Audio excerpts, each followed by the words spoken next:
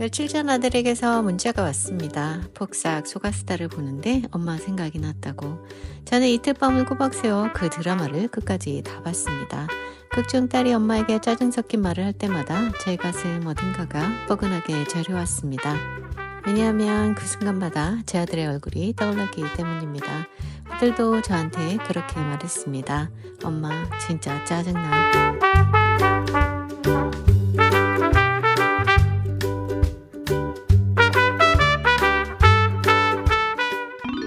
안녕하세요. 코나 조아입니다. 오늘 아침 저희는 제가 일하는 호텔 식당에 아침을 먹으러 왔습니다. 직원 할인이 35%거든요. 그리고 바다는 그보다 훨씬 큰 호사로 눈앞에 펼쳐집니다. 시원한 바람, 따뜻한 커피 한 잔, 그리고 그 사이에 놓인 우리는 말없이 마주 앉아 조용히 하와이의 아침을 천천히 씹습니다. Was never set in stone, and things go down with a magic of their own. And when you think you gotta figure it out, life has its way. 식사를 마치고 호텔 주차장을 나섭니다. 도로는 한산하고 햇살은 아직 부드럽고 수줍습니다. 저희는 오늘 비갈랜드 섬 북쪽 끝 코알라 지역에 자리 잡은 장엄하고 신비로운 포롤로 밸리로 갑니다. 왼쪽엔 코발트빛 바다가 조용히 누워있고 오른쪽엔 초록의 언덕이 게으른 듯 따라옵니다.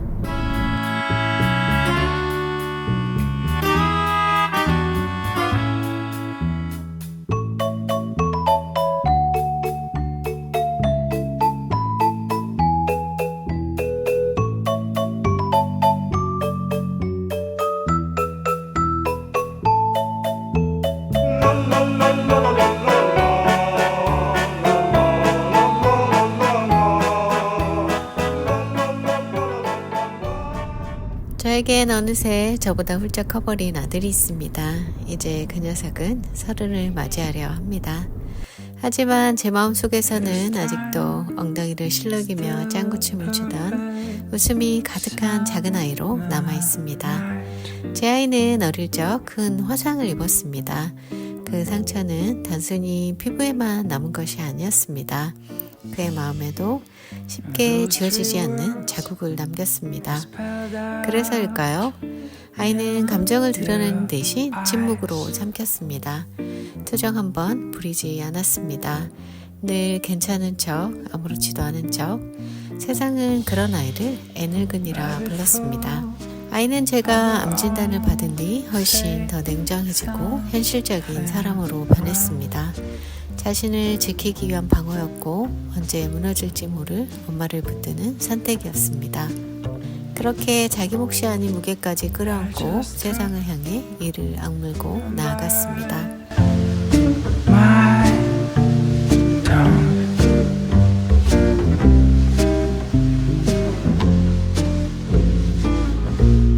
Cause you've been told too many times before. Yeah, you've been told so many times before. So I'm gonna try with something new. And I'll never say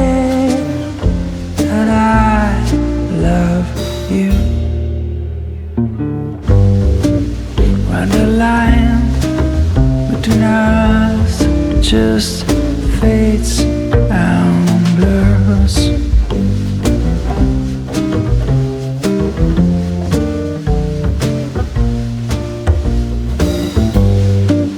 That's the time when we just don't need more words.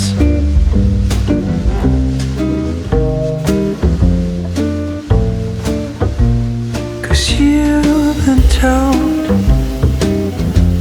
too many times before. You've been told so many times before.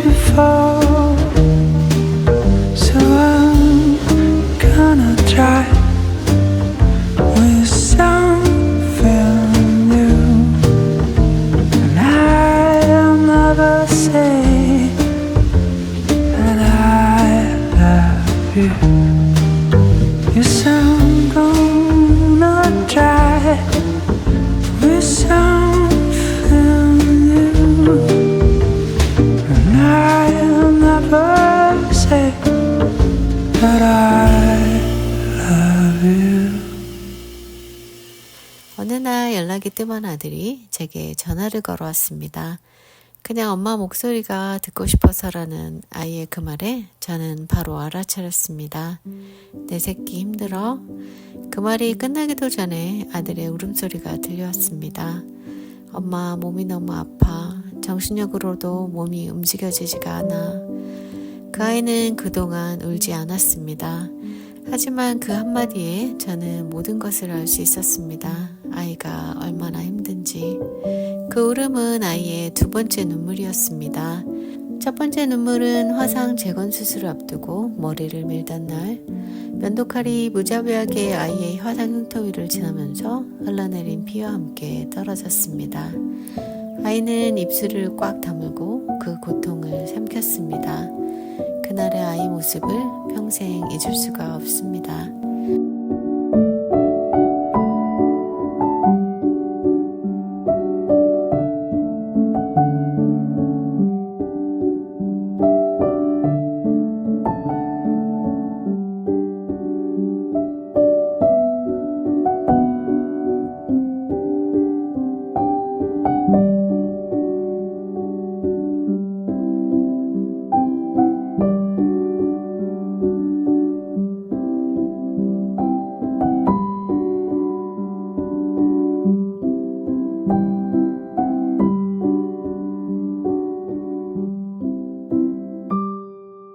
아이는 제가 낯선 땅에서 허리를 숙여 쓸고 닦으며 살아온 모든 시간을 지켜보았습니다.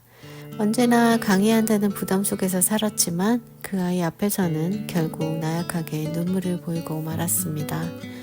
그 눈물은 마음이 부서질 것 같은 날에 나왔고 아이에게는 아마 치명적인 실수였을지도 모릅니다. 그 이후로 아이는 자주 말했습니다.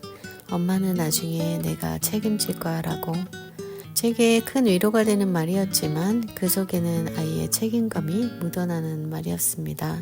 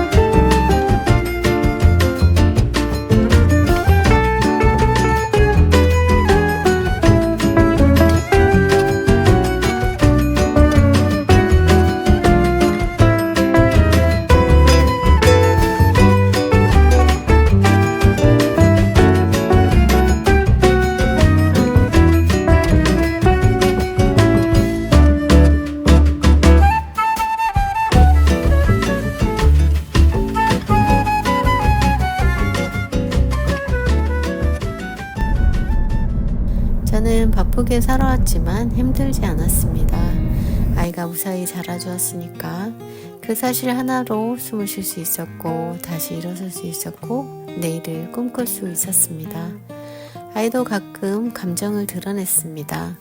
아픈 제가 일하러 나갈 때 장백한 얼굴로 겨우 아침을 차리던 순간에 아이는 이렇게 말하곤 했습니다. 엄마 진짜 짜증나.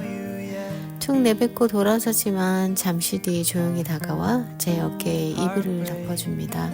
우리는 가장 가까운 사람에게 때로는 가장 솔직할 수 없다는 걸 알게 됩니다. 저도 그랬습니다. 아들이 화상을 입고 병원 침대에 누워있던 날 울고만 있던 제게 엄마는 어떻게든 밥을 먹이려 했습니다. 그때 저도 똑같이 말했습니다. 지금 밥이 넘어가냐고, 진짜 짜증난다고. 그래도 엄마는 조용히 수저를 들이밀며 말했습니다. 넌 네 자식 걱정돼서 밥이 안 넘어가지. 난 내 자식이 걱정돼서 잠도 못 자. 한 숟갈만 먹자. 그 말은 지금도 가슴 깊이 남아 가끔 절 울리는 문장이 됩니다. 사랑을 짐처럼 짊어진 아이의 뒷모습을 보며 문득 깨달았습니다. 나도 엄마에게는 짐이었겠구나. 지켜야 할 존재가 생기면 사람은 스스로를 갉아먹으며 버팁니다. 그렇게 저는 엄마를 닮아가고 엄마의 사랑을 흉내내며 엄마의 딸로 아들의 엄마로 살아왔습니다. 아이가 지금의 남편을 처음 만나고 돌아가던 날 길지도 짧지도 않은 문자를 보내왔습니다. 엄마, 그 아저씨가 좋은 분인 건 알겠어. 하지만 살다가 엄마가 힘들면 버티려고 하지 마. 그리고 기억해, 엄마한테는 플랜 B가 있어. 그 플랜 B는 나야. 제가 그 문자를 받았을 때 사랑이 때론 아이에게 어떤 무게로 내려왔는지를 알았습니다. 저는 아이에게 한 번도 너는 내 보험이야, 너는 내 노후야, 너는 내 마지막 희망이야 라고 말한 적이 없습니다. 그런데도 그 아이는 알았습니다. 엄마가 얼마나 불안한 마음으로 살아가는지를, 그리고 언젠가 무너질지도 모르는 그 순간에 자신이 마지막 울타리가 되어야 한다는 걸.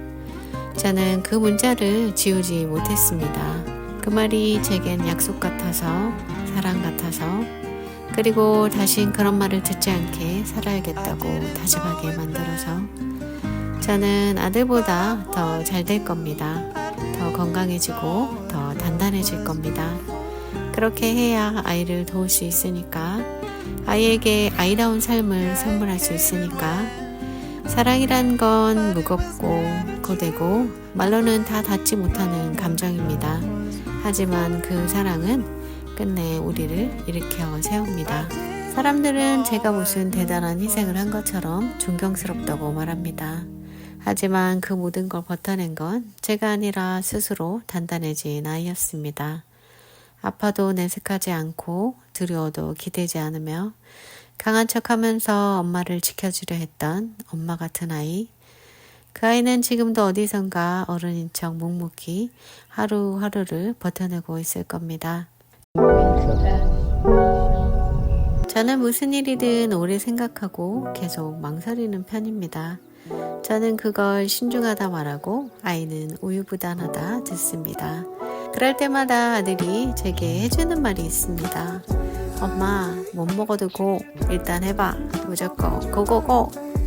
돌다리만 두드리다 기회를 놓치려는 엄마를 살며시 밀어주는 그 말.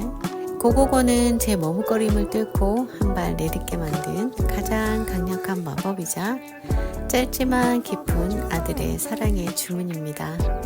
그래서 오늘도 저는 그 말을 되뇌입니다. 그리고 앞으로 나아갑니다.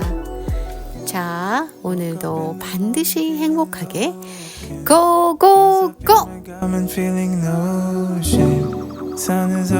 대파라, 많이 힘들지? 말하지 않아도 엄마 다 알아. 그렇게 참고 견디고 엄마까지 안아줘서 정말 고맙고 또 정말 미안해. 엄마 진짜 건강해질 거야. 약속할게. 꼭 잘 살아낼 거야. 사랑한다 내 새끼. 그리고 정말 고마워. 엄마 아들로 태어나줘서. 그리고 늘 못난 딸 걱정하느라 마음 쓰시는 나의 김 여사님. 그래도 난 엄마 딸이라 정말 다행이야. 고맙고 엄마 사랑해.